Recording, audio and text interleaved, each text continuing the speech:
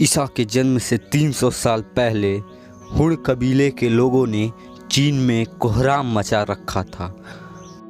जंगलों में रहने वाले हुण कबीले के लोगों ने चीन के राजाओं पर ताबड़तोड़ आक्रमण करके उनके राज्य और संपत्ति की बहुत हानि की थी। हुणों से परेशान होकर चीन के सम्राट जी हुआंगती ने ईसा के जन्म से 200 साल पहले चीन की दीवार बना डाली, जिससे कि हुणों का चीन में प्रवेश करना एकदम बंद हो गया।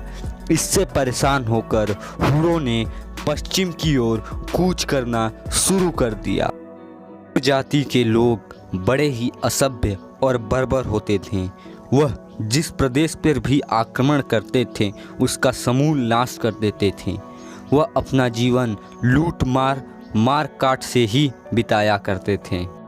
फिर हुणों ने पश्चिम की ओर ह्यूइशी जाति के लोगों पर अपने जीत के परचम गाड़े और ह्यूइशी जाति के लोगों ने डर कर शीर नदी के मैदानों की तरफ भाग चले।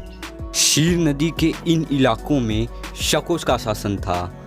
ह्यूइशी जाति के लोगों ने शकों के राज्य पर ताबड़तोड़ धावा बोला और शकों के इस राज्य को अपने कब्जे में ले लिया। उसके बाद शकों ने विक्ट्रिया प्रदेश पर आक्रमण कर दिया और वहां के यमन राजा ह्यूइनोक्लिस को टुकड़ों टुकड़ों में काट दिया। लोगों की जिन शाखा ने विक्ट्रिया प्रदेश पर आक्रमण किया था, वही शाखा हिंदू कुश पार करते हुए भारत आ पहुंची। भारत में घुसते ही शकों ने पुष्प कलावती तक्षशिला प्रदेशों पर बड़े ही बर्बरता और निर्दयता से आक्रमण किया और उन्हें जीत लिया। ईसा के जन्म से 72 साल पहले शकों के एक राजा मौस का जन्म हुआ। यही शक राजा मौस था, जो बर्बरता का दूसरा नाम था। अपनी अत्यंत क्रूर सेना को लेकर शक राजा मौस ने उज्जैन महाराष्ट्र पर आधिपत्य स्थापित किया और उज्जैन की जीत के बाद शक राजा मौस ने शक संवत की शुरुआत की। तीनों लोकों के अधिपति महादेव शिव को मानने वाले यह शक संपूर्ण भारतवर्ष पे अपनी विजय पताका फहराना चाहते थे, पर शक अनजान थे उस वीर से जो मालव देश में बैठा शक के नस्लों को तबाह करने की कसमें खा रहा था, जो स्वयं वीर बलवान कट्टर बाहुबल के साथ अपनी सेना का निर्माण कर रहा था। शकों की जड़ें हिला देने वाले उस वीर महामानव देवतुल्य मनुष्य का नाम था वीर महाबलवान विक्रमादित्य उर्फ विक्रमसेन। कौन थे ये वीर महान देवतुल्य मनुष्य जिन्हें दुनिया ने सम्राट विक्रमादित्य के नाम से नवाजा? सम्राट विक्रमादित्य आज से 2500 साल पहले राजा महेंद्रादित्य के पुत्र थे। सम्राट ने 100 वर्षों तक शासन किया। विक्रमादित्य सम्राट ने पूरी दुनिया पर अपने जीत के परचम गाड़े। वह अपने समय के महान योद्धा और महान राजा थे। उनके नाम से पूरे दुनिया भर के लोग प्रसिद्ध थे। अपने समय के महान योद्धा वीर बलवान विक्रमादित्य के सामने खड़े होने की शक्ति पूरी दुनिया में किसी योद्धा के पास नहीं थी। सम्राट विक्रमादित्य भारत के प्राचीन नगरी उज्जैन में विराजते थे। जब शकों ने उज्जैन पर हमला किया, तब उज्जैन के राजा विक्रमादित्य के पिता राजा राज महेंद्रादित्य का शासन था। जब शकों ने उज्जैन नगरी को बड़ी ही निर्दयता और बर्बरता से जीता, तब शकों ने उनके पिता महेंद्रादित्य को बहुत अपमानित किया। उस समय विक्रमादित्य बहुत छोटे थे और अपने पिता के अपमान का बदला लेने हेतु उस नन्हे बालक के मन में एक आग जल रही थी। सम्राट विक्रमादित्य के बड़े भाई मालवा देश के राजा थे। उनका नाम भर्तृहरि था।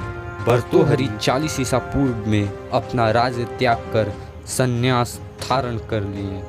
उस समय विक्रमादित्य एक महान और बलशाली योद्धा बन चुके थे। उनके समक्ष तलवारबाजी, गदा युद्ध, भाला युद्ध में कोई खड़ा होने लायक सक्षम योद्धा नहीं था इस पूरे भारतवर्ष में। विक्रमादित्य ने मालवा के सिंहासन पर आश्रित होते ही मालवा के शक कबीलों पर ताबड़तोड़ आक्रमण कर मालवा देश से शकों का संपूर्ण नाश कर दिया। इसी समय सम्राट विक्रमादित्य ने विक्रम संवत की शुरुआत करते ही भारतवर्ष से शकों के संपूर्ण नाश की प्रतिज्ञा ली। अब सम्राट विक्रमादित्य जंगलों की तरफ निकल गए। यहीं सम्राट विक्रमादित्य ने जंगलों में रहने वाली जातियों को एकत्रित करके भारत की एक महान सेना भैरव सेना का निर्माण किया। भैरव सेना की शाखाएं भारत के कोने कोने में बसे मंदिरों में स्थापित की गई। कहते हैं कि हर तरह की युद्ध में माहिर भैरव सेना को काल का दूसरा रूप माना जाता था। भैरव सेना किसी भी सैन्य बल से अकेले युद्ध करने में सक्षम थी। भैरव सेना को दुनिया की सबसे भयावह सेना का नेतृत्व करने वाले राजा विक्रमादित्य के आधिपत्य में बनाया गया था। इस समय सम्राट विक्रमादित्य के पास विश्व की सबसे घातक सेना थी, जो कि अपने अंतिम परिणाम में केवल जीत ही देखना चाहती थी। इसी समय सम्राट विक्रमादित्य ने अपने भैरव सेना के साथ संपूर्ण भारतवर्ष से विदेशी आक्रमणकारियों को निकाल फेंकने का एक बृहत् अभियान चलाया। इसी समय उज्जैन में महाकुंभ का समय आया।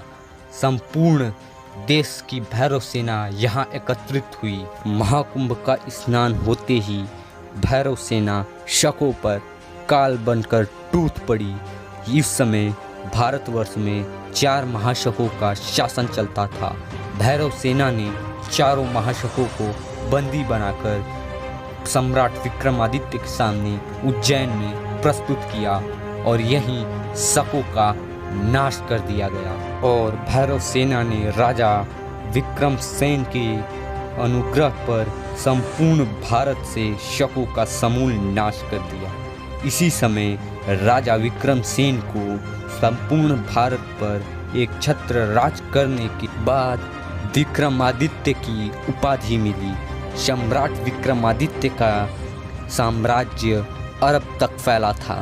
महाराजा विक्रमादित्य का वर्णन भविष्य पुराण और स्कंद पुराण में मिलता है। कुछ अरब साहित्य में भी विक्रमादित्य का उल्लेख मिलता है।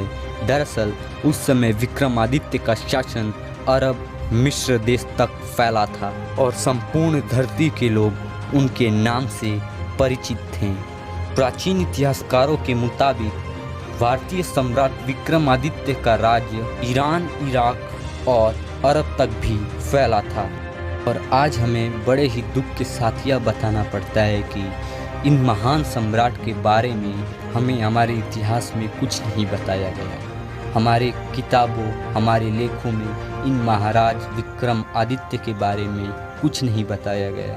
आक्रमणकारियों ने हमारे इतिहास के साथ बहुत ज़्यादा छेड़छाड़ की, जिसकी वजह से एक महान सम्राट को हम भूल चुके हैं। और ऐसे योद्धा जिन्होंने संपूर्ण विश्व में सत्य, सनातन और हिंदू धर्म का विस्तरण किया, ऐसे राजा को बस हम इतिहास के पन्नों में गवा बैठे हैं। तो प्लीज़ वीडियो पसंद आने पर वीडियो को लाइक, कमेंट ज़रूर करें और ऐसी इंटरेस्टिंग वीडियोस के लिए हमारे चैनल को सब्सक्राइब ज़रूर करें। तो मिलते हैं अगले वीडियो।